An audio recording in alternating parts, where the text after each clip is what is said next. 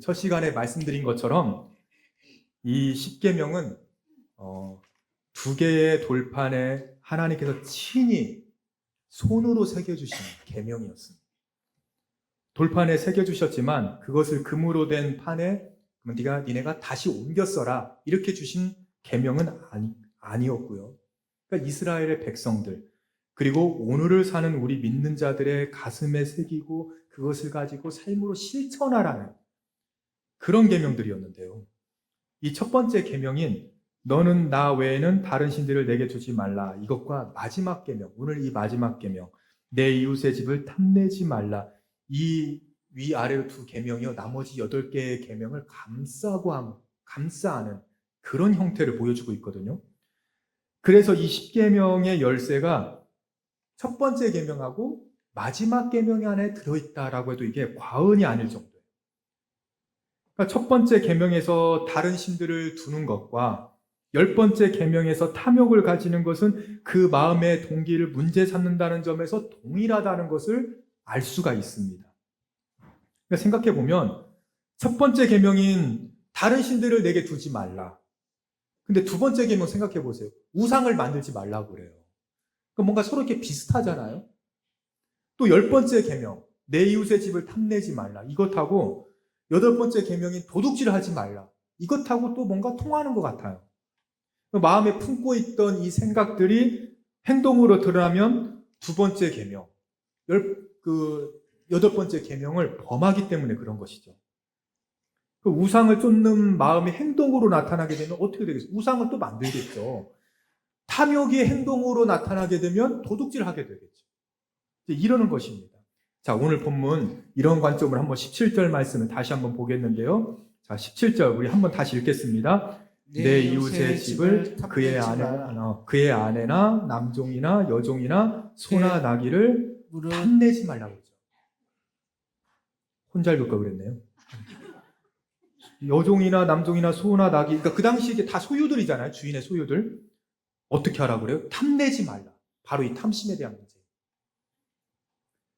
솔직히 우리가 신앙인으로서 첫 번째 계명부터 9번째 계명까지는 그래도 어느 정도 잘 지키는 것 같아요. 좀 보면은 뭐 하나님 외에 모태신앙으로 태어나서 나는 기독교 외에 다른 종교 믿어본 적도 없고 하나님 외에 다른 신을 섬겨본 적 없어요.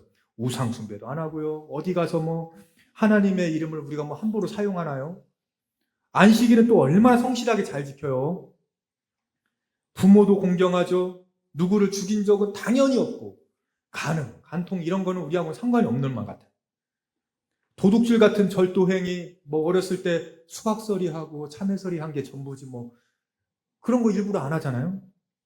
또 일부러 거짓말해서 남을 공경에 빠뜨린 적도 없습니다. 우리가 다 겉으로 보면요 우린 너무나 깨끗한 사람들이에요. 그럼에도 불구하고 하나님께서 왜 우리들에게 마지막으로 이 10번째 계명을 한 번 더 주시면서 이걸 이렇게 짚어주시는 걸까요? 내 이웃의 집을 탐내지 말라. 왜 이걸 넣으셨을까요? 그러니까 앞에 이 9개의 계명이 다 이게 겉으로 드러나는 행동을 다루고 있다면 이 10번째 계명은요 우리의 가장 깊은 마음속 이 탐심이요. 이 마음을 다루고 있기 때문에 그렇습니다. 도둑질도, 간음도, 거짓 증거도 다 이게 마음에서부터 시작이 되거든요. 그래서 인도의 성인이었던 마하트마 간디가 이제 이런 말을 했습니다. 지구는 우리의 필요를 채우기에 충분하다. 그런데 우리의 욕심은 도무지 채울 수가 없다. 70억 인구가 충분히 먹고 살 수 있는 이 좋은 지구를 주신 하나님, 너무도 충분한 자원들이 있는데 거기에 감사해야 되는데 이 거대한 지구로도 채워지지 않는 게 인간의 탐심이더라는 겁니다. 바로 지난주에 발표한 목회데이터 연구소의 자료를 보니까요. 우리나라 국민이 생각하는 돈 걱정이 없는 부자의 기준, 이 정도 금액이 있으면 나한테 내가 돈 걱정이 없겠다 하는 그 재산이 여러분 그 자산이 얼마인지 아세요? 13억 7천만 원이라고 합니다. 13억 7천만 원. 국민의 79%가 또 이런 말도 했어요. 돈 있는 사람이 없는 사람보다 행복할 가능성이 높다라고 80% 가까이는 다 그렇게 믿고 있는 거예요. 여러분, 13억 7천만 원 있으세요? 없어서 행복하지 않으신가요, 지금? 그래서 이 응답자들 중에 상당수가요, 로또 1등 외에는 지금의 삶의 수준을 넘어서기는 힘들 것 같다. 이렇게 대답을 했다는 거예요. 그래서 저 상계동 저기 복권집 있잖아요. 거기 그렇게 다들 이렇게 줄을 서고 계시잖아요. 그거 아니면은 넘어서기가 힘들 것 같아요. 13억 7천만 원. 5, 60년대 우리나라 정말 가난했잖아요. 그래서 이게 그 60년대 새마을 운동이라고 해가지고 저도 기억이 나요. 그 대표적인 노래 가사. 잘 살아보세, 잘 살아보세. 와, 이거 완전히 그 무슨 수험생들 막 그 무슨 노래들처럼 후구송처럼 잘 살아보세, 잘 살아보세. 우리도 한번 잘 살아보세. 그러니까 그 전까지는 잘 살아본 적이 없는 거예요. 그러니까 우리도 한번 잘 살아봤으면 좋겠다. 그러자는 거죠. 그러니까 그 가난에서 벗어나려고 우리 이제 그 윗세대 그 어르신들 얼마나 고생 많으셨습니까? 이렇게 막 보면은 그냥 다 라떼 얘기 하신다 그럴 수도 있지만 그 어른들의 희생과 헌신을 통해서 이제 지금 우리 세대가 그래도 이렇게 좀 잘 살아가는 거잖아요. 근데 문제는 어느 순간부턴가 잘 살아보세가 아니고요. 한 글자가 더 붙어요. 더 잘 살아보세. 13억 7천만 원. 더 잘 살아보세. 남보다 더 가져보세. 이제 이렇게 변질이 되더라고요. 그러니까 가난은 극복이 되었는데 나라가 탐심은 우리 마음속에 있는 그 보이지 않는 탐심은 극복이 되질 않아요. 조금만 더 연봉이 올랐으면 좋겠고, 조금만 더 집이 컸으면 좋겠고, 조금만 더 내 자식이 더 공부를 잘했으면 좋겠고, 이 마음이 끊임없이 우리에게 부족함과 결핍을 몰아넣어주고 있는 겁니다, 지금. 그래서 한 15년 전쯤에 한 자동차 CF 광고였는데요. 화면에 근사한 세단 자동차가 탁 주차가 되어 있어요. 사람도 얼마 안 나와요. 근데 이런 나레이션이 나옵니다. 요즘 어떻게 지내고 있느냐는 친구의 말에 그랜저로 대답했다. 그러면서 마지막에 그랜저, 오늘의 당신을 말해줍니다. 이런 광고였거든요. 그러니까 저는 이게 15년 전에 광고 카피는 제가 왜 이걸 이렇게 정확하게 기억하고 있겠어요? 너무나 이 카피가 멋지잖아요. 근사하고. 뭔가 있는 것 같잖아요. 우리는 나도 모르게 동창 모임 가면은 누가 어디 산다는 말, 무슨 차를 끌고 왔다는 말에 귀가 이렇게 쫑긋해지지 않습니까? 명절에 형제들끼리 모이면은요, 누구 집이, 언니 집이 더 크고, 동생 집이 나보다 동생인데 더 잘 살고, 얘 조카 얘는 잘 되고, 누구 사업이 잘 되는지 은근히 그게 좀 막 이렇게 비교되지 않으세요? 제가 진짜 정말 창피한 일인데 1부 때는 했지만 2부 때는 안 할까 하다가 제가 그냥 좀 하는데요. 저도 그 페이스북으로 어느 목사님의 자녀가 미국에 있는 대학을 조기 졸업한 거예요, 보니까. 그러니까 어린데. 대학에 그 졸업하는 사진 막 올리면서 하나님의 은혜입니다. 그랜저, 당신의 오늘 말해준다. 이런 것처럼 하나님의 은혜입니다. 이걸 다 올린 거예요, 카피처럼. 그래서 제가 그걸 보면서 그렇게 그게 부럽더라고요. 똑같은 목사 자녀인데, 누구 자녀는 지방대학 다녀야 되고, 누구는 막 저렇게 미국에 있는 큰 대학에 저렇게 조기 졸업까지 하고, 나는 왜 저런 은혜가 없지? 저도 모르게 그걸 비교하고 있더라니까요.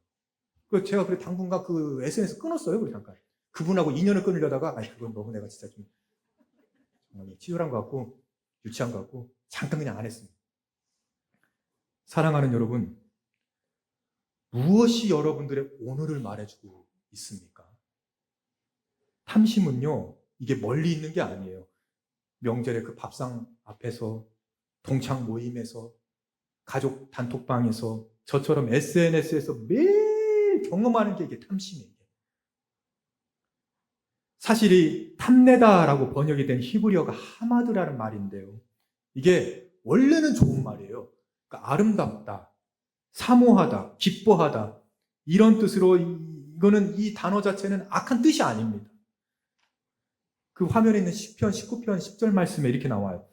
금, 곧 많은 순금보다 더 사모할 것이며 더 하마드할 것이며 그러니까 지금 우리로 따지면 13억 7천만 원보다 근사한 세단보다 더 주님을 사모할 것이며 이런 뜻이거든요. 얼마나 좋은 말이에요. 하나님이 지으신 것을 보고 감탄하고 있는 그런 감정이 바로 하마드라는 거예요. 그게 좋은 거 아닙니까? 문제는 이 단어가, 이 표현이 하나님이 그어놓으신 선을 넘어버렸을 때가 문제가 되는 거예요. 그러니까 더 잘 살아보려고 남의 소유를 막 탐하게 돼요. 그때도 하마드라는 용어를 쓰더라니까요, 보니까. 대표적으로 창세기 3장의 선악과 사건. 그 3장 6절에 보면은요, 인류 최초의 탐심이 에덴 동산에서 시작이 됩니다. 이렇게 나오죠. 여자가 그 나무를 본즉 먹음직도 하고 보암직도 하고 지혜롭게 할 만큼 탐스럽게 한 나무인지라. 하마드예요. 탐스럽게 하다. 그러니까 이 에덴 동산에서 하와가 선악과를 이렇게 딱 보는데요. 먹음직도 하고 보암직도 하고 지혜로울 것 같은 나무이기만 했으면 그 열매 따먹지 않았을 거예요. 그런데 보니까 그 나무가, 그 열매가 탐스럽기까지 한 거예요. 이때 하마드가 이제 발동한 거 아니겠습니까? 여러분, 죄의 순서를 한번 보세요. 먹음직스럽기도 하고 보암직하기도 하고 해서 눈으로 먼저 죄를 지어요. 제가 그 말씀 드렸죠. 간음도 눈으로 먼저 짓게 된다고요. 눈으로 먼저 죄를 짓는데 그게 탐스럽기까지 하는 마음으로 이어지게 되고요. 결국 그것이 그 열매를 따먹게 되는 행동으로 이어지게 됩니다. 그래서 하마드는 단순히 뭔가 막 갖고 싶은 그런 정도의 욕구가 아니라 하나님이 내게 허락하지 않은 그것이 더 탐스럽게 만들어버리도록 나의 그냥 완전히 눈을 바꿔버리더라고요. 보니까. 자꾸 우리에게 없는 것만 확대해가지고 보여주는 거예요. 아니, 남의 목사님 자녀가 잘 되면 축하해주면 되는 일이지, 좋아요 눌러주면 되는 일이지, 그게 왜 부럽고 왜 그게 질투가 나냐고요. 그게 탐스럽게 만들어버리거든요. 우리가 살아가는 이 시대는 그 환경 자체가 더더욱더 이 탐심을 자극하는 시대 아닙니까? 그냥 잘 쓰다가도 뭔가 좋은 신제품이 나오잖아요. 왠지 한번 바꾸고 싶은 게 우리 마음이잖아요. 그 홈쇼핑 보다가 그래서 자꾸 그렇게 주문하게 되고 그렇게 되는 거 아니겠습니까? 그리고 뭐 광고 이런 거 스마트폰으로 또 얼마나 많이 와요, 보면은. 저는요, 실제로 그 멀쩡한 스마트폰을 1년마다 바꾸시는 분을 봤다니까요. 근데 막, 나한테 그냥 차라리 나한테 주지, 그냥. 그 멀쩡한 거 1년씩 막 바꾸는 거예요. 그래서 에덴 동산에서는 사탄이요, 뱀의 모습으로 해가지고 찾아왔지만 우리 시대에는 어떻게 찾아온지 아세요? 광고 팝업으로 등장합니다. 스마트폰 알고리즘으로 다가와요, 우리한테는. 그러면서 계속 너는 부족해. 더 잘 살아야지. 더 채워져야지. 끊임없이 소비하게 만드는 이 시스템 속에서 우리가 살고 있거든요, 지금. 여러분, 이 탐심이라는 이 거대한 힘, 우리가 정말 이길 수 있을까요? 평생 이거 따라다닐 텐데, 우리한테. 그 탐심은 사실 기독교뿐만 아니라 모든 종교의 동일한 고민들이에요, 이게. 불교에서는 뭐 무소유라든지 금욕, 이런 걸 주장하기도 하는데요. 아예 그냥 욕구를 금지시키자는 거예요. 근데 그런 금욕적인 삶은 뭐 그 간디나 이런 분들이나 법정 스님 같은 분들, 그런 분들이 하는 거지. 이게 아무나 할 수 있는 것도 아니고요. 오히려 성경적인 방법도 아닙니다. 그래서 예수님은 우리에게 다른 길을 보여주시는데요. 그게 바로 마태복음 6장 33절입니다. 자, 우리 함께 읽겠습니다. 그런즉 너희는 먼저 그의 나라와 그의 의를 구하라. 그리하면 이 모든 것을 너희에게 더하시리라. 아멘. 우리는 기도 순서가 잘못된 게요. 그리하면 더하시는 걸 먼저 하려고 해요. 더해주세요. 그러면 주님의 나라와 의를 구할게요. 이게 우리 기도거든요. 근데 예수님은 먼저 그의 나라와 의를 먼저 구하라는 거예요. 그 앞에 그런즉이란 표현 한번 잘 보세요. 왜 이 그런즉이 나왔을까요? 앞에 있는 어떤 문장을 받고 있는 말이거든요, 이 표현이. 자, 어떤 표현인지 31절과 32절 보세요. 그러므로 염려가 앞서요. 우리는 무엇을 먹을까, 무엇을 마실까, 무엇을 입을까 하지 말라. 32절, 이는 다 이방인들이 구하는 것이야. 하나님 모르는 사람들은 구할 수 있어요. 근데 하나님 아는 사람들은 어떻게 해야 되냐? 너희 하늘 아버지께서 이 모든 것을 너희에게 있어야 할 줄을 알고 계신다.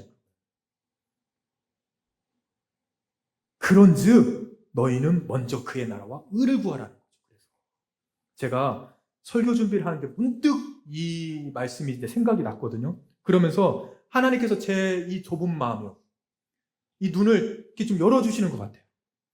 무엇을 먹을까, 무엇을 마실까, 입을까, 그 걱정하지 말라는 겁니다. 왜? 너희 하늘 아버지께서 이 모든 것이 너희에게 있어야 될 줄 알고 계시니까요. 알고 계세요. 근데 이제 우리가 여기서 분명히 해야 될 게 한 가지가 있는데요. 하나님의 나라를 구하라는 이 말씀은 그래서 욕심을 더 크게 가지라고 하는가 보다 이런 뜻이 아닙니다. 탐심과 하나님의 나라는요 완전히 다른 거예요. 이거는 탐심은 내가 갖지 못한 그 남의 것 있잖아요. 그걸 대해서 막 갈망을 해요. 부러워요. 그게 탐욕이 생기고요. 반면에 하나님 나라를 구한다는 것은 나를 지으신 그분에 대한 갈망, 하나님에 대한 갈망. 이 대상이 완전히 다릅니다. 이게 아니 목사가 맨날 하는 기도가요. 교회 재정이 어렵지 않게 해주십시오. 하나님 다음 주에 이제 우리 이제 교회 재산 사택에 대한 매입 준비해야 되는데 재정이 어렵지 않게 해주십시오. 대출해야 되는데 교회에 이렇게 새신자가 없는데 아니 왜 저 건너편에 있는 교회는 1년에 300명씩 500명씩 등록을 해야 됩니까? 저 교회에 지금 5,000명이 넘는 교회인데요. 사람을 좀 보내주세요. 10명만 보내주세요. 자녀 있는 가정 5가정만 보내주세요. 담임 목사가 돼가지고 맨날 새벽에 기도하는 게 제가 이거더라고요. 보니까 어느 날부터인가. 이게 13억 7천만 원 달라고 하는 기도와 그 복권 살려고 서 계신 분들하고 제가 뭐가 다르냐. 저는 그분들 손가락질 하면 안 돼요. 저의 부족함을 채우려는 이런 기도거든요. 그런데 주님은 그런즉 무엇을 마실까? 그 말고 그런즉 먼저 그의 나라와 의를 먼저 구하라는 거예요. 지금 목사님 너부터가 정신 좀 차리고 더 큰 걸 탐심하라는 게 아니라 아예 다른 것을 구하라고 하시지 않습니까? 여러분 주님은 우리에게 탐심 꺾으라고 말씀하지 않습니다. 다만 다른 것을 구하라고 하시거든요. 다른 것을요. 주님의 나라와 의를 먼저 구하라. 이 말씀이 우리의 기도 제목 되길 주님의 이름으로 소망합니다. 우리가 살아가면서 던져야 될 질문은요. 오늘 무엇을 입을까? 무엇을 마셔요? 어떻게 먹을까요? 나는 무엇을 가졌나요? 이게 아니라 나는 누구인가? 나 하나님의 자녀지. 나 하나님의 자녀로서 내 기도가 하나님의 나라와 그런 의를 구하고 있는 건가? 저 같은 목사들은요. 주님의 몸된 교회를 섬기는 종이 맞는가? 나부터가 하나님 나라와 의를 구하는 그런 목사가 맞는가? 이것을 확인시켜 주신 거예요. 이걸 우리가 구해야 돼요. 그래서 오늘은 우리가 이 탐심의 문제를 그러면 어떻게 하면 우리가 이길 수 있을지, 정말 이길 수 있을지, 그렇다면 이길 수 있다면 그 힘은 도대체 무엇인지 이것을 두 가지로 함께 나누고자 하는데요. 자, 탐심을 이길 수 있는 이 첫 번째 힘은요. 세상을 향한 탐심을 하나님을 향한 감탄으로 바꾸는 거예요. 세상을 향한 이 탐심을 하나님을 향한 감탄으로 바꾸기. 시편 73편 25절 함께 읽겠습니다. 하늘에서는 주 외에 누가 내게 있으리요 땅에서는 주 외에 내가 사모할 이 없나이다. 아멘. 하늘에서는 주님 외에는 없다. 없죠. 그 다음 땅에서는 주 외에 내가 사모할 이 없나이다. 이것도 하마드거든요. 여기서 사모하다가 바로 하마드입니다. 다만 대상이 달라요. 세상을 향한 탐심이 아니라 하나님을 향한 사모함이 있어요. 하나님을 향한 감탄이 있고요. 이 시를 쓴 아삽이란 사람은 원래 탐심 때문에 마음이 완전히 무너졌던 사람입니다. 그래서 73편 초반부를 보면은 악인의 형통이 부러웠다. 이 정도까지 나와요. 그 73편 이제 3절 말씀이 나오는데요. 이는 내가 악인의 형통함을 보고 오만한 자를 질투했다. 그러니까 막 화냈다 이것도 아니고 질투했대. 그러니까 오늘날로 따지자면요. 안 믿는 동창은 주일날 골프 치러 다녀요. 자기 여유 있죠. 주식도 대박이 나가지고 강남의 아파트로 옮기는데 나는 주일 성수에 11조까지 하는데 너무 쪼들리는 거예요. 그래서 하나님을 모르는 저들은 왜 더 형통합니까? 비교하고 불평했던 사람이 아삽이에요. 이러던 아삽이요. 여러분 언제 바뀌는지 아세요? 17절 말씀에 나옵니다. 하나님의 성소에 들어갈 때. 하나님의 성소에 들어갈 때야 그들의 종말을 내가 깨달았나이다. 하나님의 성소에 들어가서 예배하는 자리에서 이 아삽의 눈이 활짝 열린 겁니다. 단순히 나 오늘 예배 드렸으니까 마음이 편하다, 이 정도가 아니고요. 그는 성소에서 악인의 형통이 결국 어떻게 끝나는지 그 결국을 먼저 본 거예요. 영원의 눈으로 본 것이고요. 그리고 그제야 깨달은 게 뭐냐면, 내가 비교하고 했던 그 모든 것, 영원 앞에서는 이게 아무것도 아니구나, 이게. 그제야 이것을 깨달은 거 아니겠습니까? 저도 큰 교회, 어느 이렇게 제 또래의 목사님들, 막 유명해진 목사님, 비교하면서 시야가 좁아졌던 때가 많아요, 저도요. 그래서 제가 부끄럽다고 그랬잖아요. 그런데 그 좁은 시야를 하나님이 깨주시는 자리가 예배의 자리더라고요, 보니까. 기도하는 자리고요. 거기서 제가 깨달은 거잖아요. 여러분, 이 아삽이요, 영혼을 보는 눈이 뜨이기 시작하니까 어떤 변화가 일어나기 시작하는데, 그게 시편 84편 10절의 말씀입니다. 자, 이 말씀 우리 함께 읽겠습니다. 주의 궁정에서의 한 날이 다른 곳에서의 첫날보다 나은즉 악인의 장막에 사는 것보다 내 하나님의 성전 문지기로 있는 것이 좋사오니. 아멘. 악인의 장막이 있어요. 주의 궁정. 악인의 장막이요. 거기서 형통하고 떵떵거리는 그 삶보다 자기는 하나님의 집에 문지기로 살아가는 그 하루가 더 낫다는 것이죠. 세상을 탐하는 자의 고백이 아니잖아요, 지금. 그 사람의 첫날보다 내 하루를 견뎌봐도 내 하루가 더 낫다는 것이죠. 마찬가지로 여러분들이 이 예배 자리에 앉아 있다고 해서 어떤 환경이 바뀌거나 통장의 잔고가 쌓이지는 않을 것입니다. 갖고 싶은 마음이 사라지지도 않을 거예요. 다만 시선이 바뀌어요. 홈쇼핑만 보면은 뭐 사고 싶고 뭐 사고 싶고 저것도 좋다고 했는데, 이런 마음들이요, 내게 필요한 거. 왜? 나머지는 더 해주실 거니까. 주님, 저는 저 사람이 부럽습니다. 여기에서 주님, 제가 오늘 이 자리에서 주님을 다시 보기를 원합니다. 다시 만나길 원합니다. 이런 시선이 필요한 줄로 여러분 믿으시기를 바랍니다. 다윗도 마찬가지였습니다. 시편 27편 4절 말씀, 우리 이 말씀도 함께 읽겠습니다. 내가 여호와께 바라는 한 가지 일, 그것을 구하리니 곧 내가 내 평생에 여호와의 집에 살면서 여호와의 아름다움을 바라보며 그의 성전에서 사모하는 그것이라. 아멘. 아삽도 첫날보다 자기가 하나님의 문지기로 사는 한 날이 좋다고 그랬잖아요. 근데 이 다윗도요, 한 가지 일만 구해요. 한 가지 일, 여호와께 바라는 한 가지 일. 그게 뭔가, 내가 내 평생에 여호와의 집에서 살면서 여호와의 아름다움을 보는 것. 그 성전에서 사모하는 마음, 하마드, 사모하는 마음. 시편 23편 6절 말씀에 내가 여호와 집에 영원히 거하리로다. 그래서 나오는 거예요, 이 말씀이. 아삽이 성소에서 눈이 열렸던 것처럼 다윗도 평생 그냥 한 가지만 구하더라고요.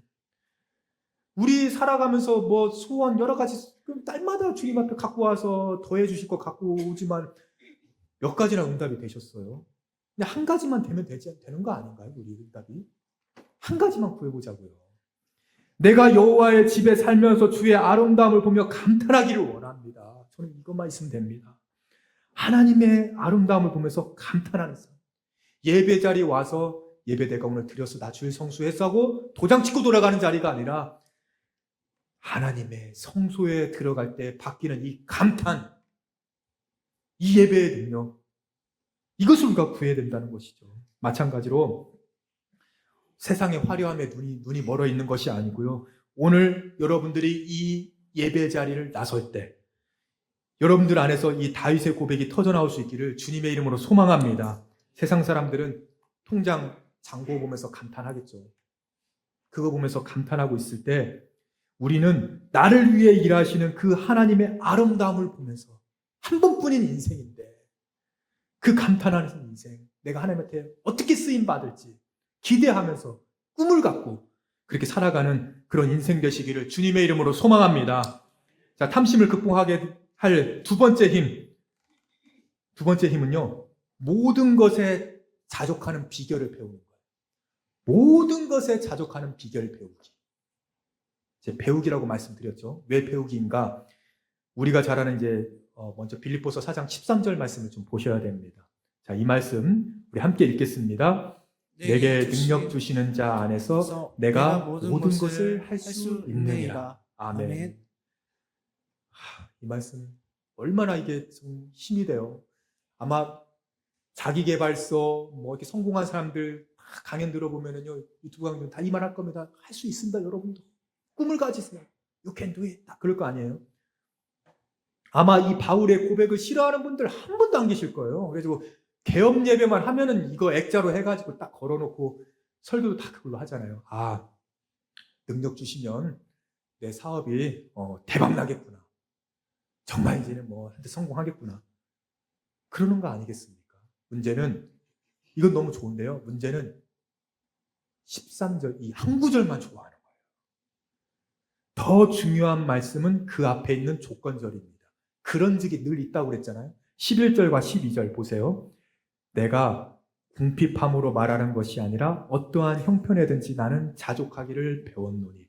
자, 12절 함께 읽겠습니다. 나는 비천에 처할 줄도 알고 풍부에 처할 줄도 알아. 모든 일 곧 배부름과 배고픔과 풍부와 궁핍에도 처할 줄을 아는 일체의 비결을 배웠노라. 아멘. 11절 말씀도 보면은요, 나는 자족하길, 바울이 자족하는 걸 배웠대요. 이 말이 뭐겠어요? 바울은 자족할 줄 모르는 사람이었거든요. 근데 12절도 나와요. 일체의 비결을 배웠노라. 여러분, 바울이 이 고백 어디서 했는지 아십니까? 감옥에서 했습니다. 감옥에서. 차디찬 감옥에서요. 그 성도들이 보내주는 구호품으로 하루하루 겨우 살아가면서 그때 한 고백이 이거예요. 내게 능력 주신 자에서 내가 모든 것을 할 수 있느니라. 그래서 이 바울이라는 이름의 뜻이 이제 작은 자라는 뜻이거든요. 바울이 사위던 시절에는요, 작은 자 아니었습니다. 그는 큰 자였어요. 사람들 막 체포해가지고 갖다 막 신고하고 바리새인으로 율법학자에다가 로마 시민권자였잖아요. 자족 배울 필요 없어요. 자기는 그냥 만족하면서 그냥 살았으니까요. 그러던 그가 부활하신 주님을 만나고 나니까, 눈이 열리고 나니까요, 비늘이 벗겨지고 나니까 예수 그리스도 안에서 큰 자가 아니라 작은 자가 되더라고요. 바울이 됐습니다. 내가 예수 그리스도 안에서 작은 자가 되었을 때 비로소 행복을 깨닫게 된 거 아니겠습니까? 여러분, 우리는 돈이 없고 가진 게 없어서 불행한 게 아니에요. 진짜 행복한 분들 한번 찾아가서 물어보세요. 가진 게 없어서 불행하다고 하시는 분들 계실까요? 그런 분들 안 계시잖아요. 자꾸 비교를 멈추지 못하니까요. 조금만 더 잘 살아보세요. 조금만 더 해보세요. 더. 이것 때문에 자꾸 우리가 불행한 거 아니겠습니까? 남이 가진 것을 그걸 세어보느라고 내게 주신 복을 세어보질 못해요. 남의 거 세느라고요. 그래서 저는요, 저는 바울처럼 되길 원해요, 진짜. 저는 작은 자가 되고 싶어요. 제가 주님한테 그 마태복음 6장 33절 말씀을 받았을 때 하나님, 저는 작은 자가 되겠습니다. 저는요, 저뿐만 아니라 할 수만 있다면 이 자리에 계신 여러분들도 바울처럼 되셨으면 좋겠어요. 참 이상하죠? 우리는 자식들 이름 지을 때 성경의 이름 짓는다고 하는데 바울로 이름 짓는 분들은 안 계세요. 바울은 고생만 했거든요. 그러다가 참수당했거든요.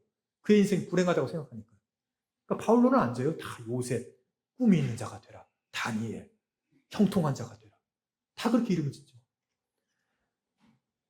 바울이 가진 이 압도적인 자족의 비결. 작은 자가 되었을 때 이 비결이 오늘 우리 가운데 충만할 수 있기를 주님의 이름으로 소망합니다. 저는 오늘 설교를 이제 이분의 이야기로 마치려고 하는데요. 여러분 혹시 송명희 시인 아십니까? 이분은 태어날 때 의사의 실수로요, 소뇌를 다치셔가지고 뇌성마비 장애인이 되셨습니다. 근데 집이 너무 가난해서요, 치료를 할 수가 없었어요. 장애도 너무 심해서 초등학교도 다니지 못할 정도였습니다. 그러니까 오죽하면은 이분의 학창시절의 소원이 뭐였냐면은 교복을 입고 학교에 가는 거였대요. 교복 한번 입어보는 거예요. 이분이 장애가 얼마나 심했는지 말을 한마디 하기가 너무나 힘드셨다고 하는데 실제로 유튜브 그 영상을 보면 이 송명희 시인이요. 온몸을 비틀어야 한마디 해요, 진짜. 그 시절에 이분에게는 하나님밖에 없었거든요. 그러니까 원망도 투정도 다 하나님 앞에 다 쏟아놓는 거예요. 그러자 눈물과 땀에 젖은 이 소녀의 마음에 예수 그리스도라는 한 줄기 빛이 임하기 시작합니다. 자족을 배운 바울처럼 송명희 시인도 자신만의 감옥에서 자족을 배운 거예요. 자신에게 없던 것이 아니라 이제 예수님에서 눈을 뜨게 되었는데요. 근데 하지만 가난과 외로움은 여전하잖아요. 그냥 너무 고통스러워요. 이분의 절규를 한번 여러분 들어보세요. 하나님, 나는 아무것도 없어요. 배운 것도 없고 가진 것도 없고 나는 그냥 밥만 축내는 사람일 뿐인가요? 너무 가난하니까 휠체어도 사지 못했대요. 이 휠체어도 없이 방 안에 그냥 엎드려만 누워만 있는 거예요. 눈물만 흘리던 어느 날 내가 말하는 대로 써라라는 주님의 분명한 음성을 듣고 시 한 편을 쓰기 시작합니다. 이때 이 소녀가요, 토막 연필을 손에 이렇게 비틀어가지고 이렇게 들고요, 삐뚤삐뚤한 글씨로 그냥 받아 적기 시작해요. 이렇게 말씀하셨대요. 나 가진 재물 없으나, 나 남이 가진 지식 없으나, 나 남에게 있는 건강 있지 않으나. 여기까지는 그대로 썼대요. 왜냐하면 그게 사실이니까요. 근데 문제는 이제 이 다음부터예요. 나 남이 못 본 것을 보았고, 나 남이 듣지 못한 음성 들었고, 나 남이 받지 못한 사랑 받았고, 나 남이 모르는 것 깨달았네. 여기까지도 괜찮은 것 같아요. 마지막 문장. 공평하신 하나님이 나 남이 가진 건 나 없지만 공평하신 하나님이 나 남이 없는 것 갖게 하셨네. 여러분, 뭐가 공평해요? 아니, 장애를 갖고 태어나고 싶은 사람 어디 있어요? 그런 자식을 낳고 싶은 부모가 또 어디 있고요? 그것 때문에 남들 다 가는 학교 한번 가보지 못하고 교복 한번 입어보지 못했는데, 남들 다 가진 재물도 없고 자식도 없고 건강도 없는데 어떻게 이게 공평하냐고, 이게. 그런데 남이 못 본 것을 봤잖아요. 남이 받지 못한 사랑 받았다고 그렇게 고백하게 하셨다는 거예요. 하나도 공평하지 않다는 송명희 시인에게 다시 쓰라고 하시는 거예요. 공평하신 하나님이 나 남이 갖지 못한 것 갖게 하려. 막 이 공방전이 계속 치열하게 반복되다가요, 결국 이분이 그 하나님의 음성에 무릎 꿇은 거 아니겠습니까? 사랑하는 우리 성도님들, 여러분들에게 하나님은 어떤 하나님이세요? 공평하신 하나님 맞으신가요? 제가 다른 사람은 몰라도요, 송명희 시인이 공평하신 하나님이라고 고백하면 그 하나님은 진짜 하나님, 진짜 공평하신 하나님. 저같이 사지 멀쩡한 사람이 뭐 시원한 에어컨에 앉아가지고 이게 뭐 몽당연필을 쓰는 것도 아니고요, 타자기로 탁탁탁탁탁 뭐 그 키보드 쳐가면서 그 목양실에서 작성한 이 설교문 가지고 여기서 설교하는 것과 그런 거 말고요, 아무도 없는 텅빈 방에서 내가 오늘은 죽어야지, 이 생각만 했다. 내가 오늘은 죽어야지. 너무도 비참한 삶을 살던 분이 예수 그리스도는 한 줄기 빛을 만나서 눈물을 흘리면서 쓴 고백이 공평하신 하나님이라면 그분은 정말 공평하신 하나님이시겠죠. 사랑하는 여러분, 이 10번째 계명은 우리를 정죄하려는 말씀이 아닙니다. 다만 솔직하게 우리에게 물어보시는 거예요. 너 누구랑 그렇게 비교를 하니? 너 그 목사님 자녀가 그렇게 잘 됐으면 축하해줘야지. 너 그 앞에 있는 교회 때문에 그 새 가족 없다고 그렇게 마음이 힘드냐? 그것 때문에 감탄도 사라지고 그것 때문에 자족이 안 되니? 여러분, 우리가 이번 한 주간 한 가지 우리가 적용해 보길 원하는데요. 여러분, 큰 결단 아니어도 됩니다. 이번 한 주간 뭔가 비교하는 마음이 들 때마다 저처럼 SNS에서 남의 집이 더 잘 되는 것을 볼 때마다 마음이 쓰일 때요, 속이 상할 때 바로 그 순간에 짧게 한마디 기도해 보세요. 주님, 저는 저 사람이 부럽습니다. 그런데 주님, 제가 오늘 여기서 다시 주님을 보길 원합니다. 하나님은 공평하신 하나님이시고 그런즉 너희는 그의 나라와 의를 구하라. 제 삶의 지표가 되고, 주님, 저는 작은 자가 되길 원합니다. 탐심을 버리길 원합니다. 예수님으로 충만해지길 원합니다.